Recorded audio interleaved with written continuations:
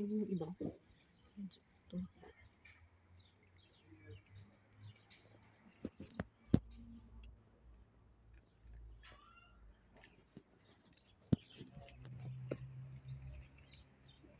Yung iba, dumating.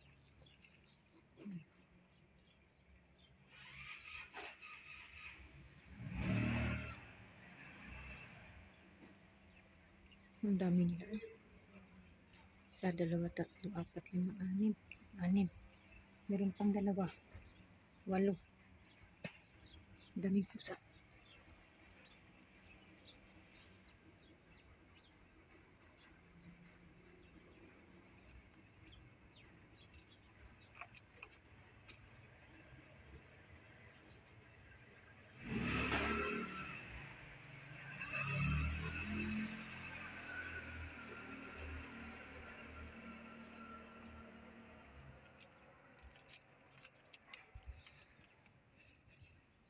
Ganyan dito araw-araw.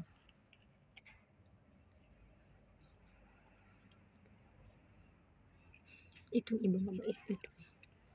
Hindi kasi ito sa amin. Dalawa yung sa amin, yung gray lang at yung puti. Yung iba hindi yan sa amin.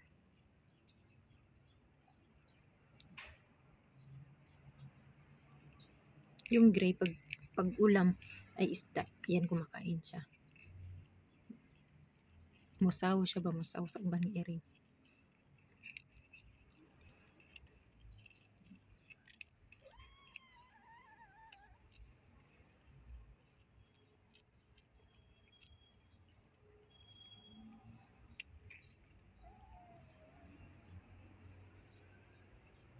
Yung kinakain nila guys ay isda at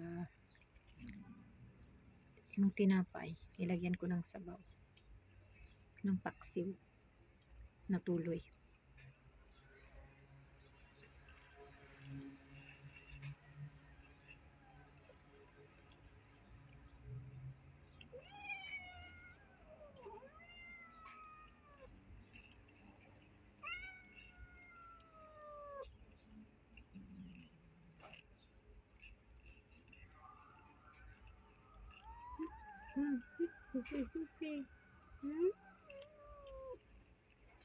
Kain to.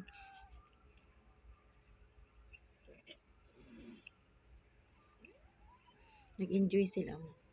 Kinain nila yung tinapay kasi may sauce siya na isda.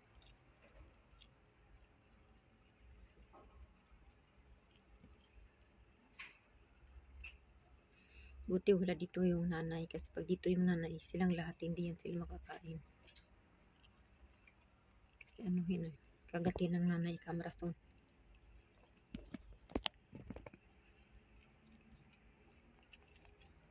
So ayan, ang dami nila.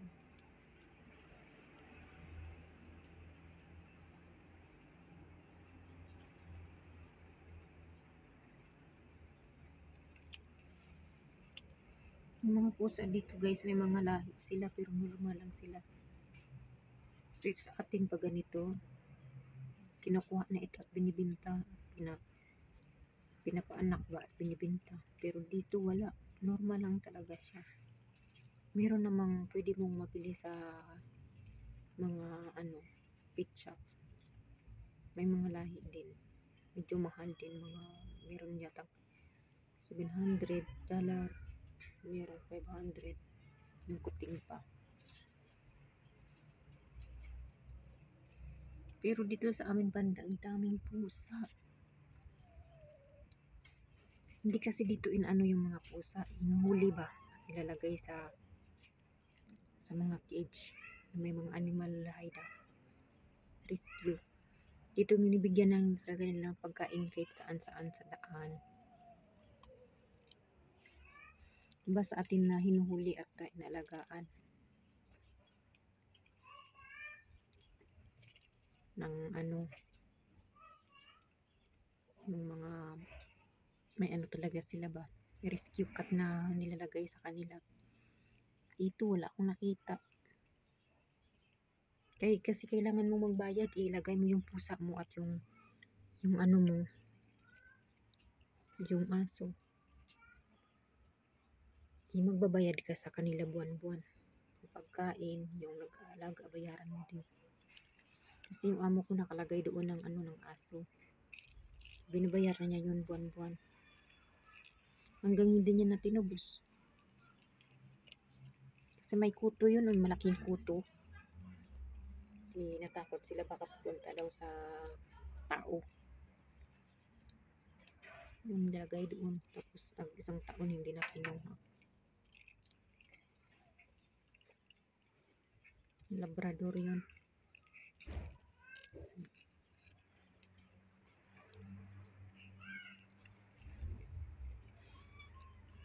Yung mahirap dito kasi pag nagbibigay ka ng pagkain sa mga pusa, meron talagang pusa na gusto nang tumira sa'yo. Kumbaga ayaw niya nang umalis. At bumalik-balik na siya ba?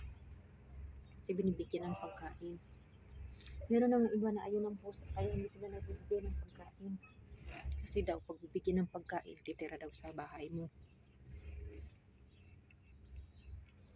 Ganyan pag iba yung hate ng mga pusa.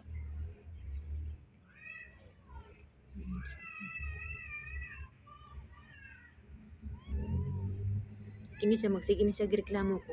O siyang gunitan ba?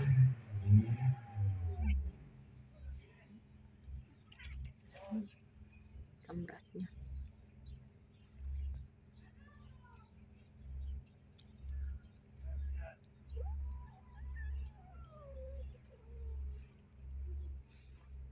Yung tinapay, hindi nila naubos. Tingnan nyo yung isda lang.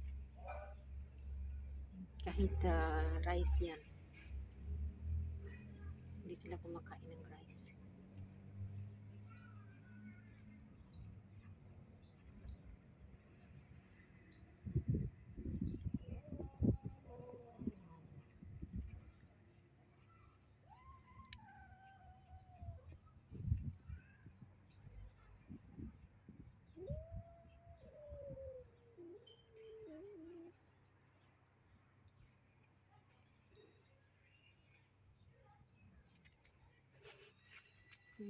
Ubos ng isda. Yung tinapay, hindi pa nila naubos.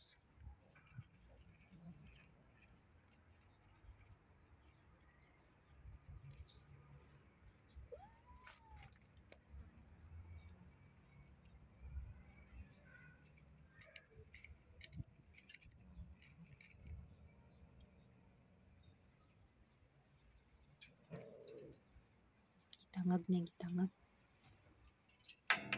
Diba siya nagpalayo.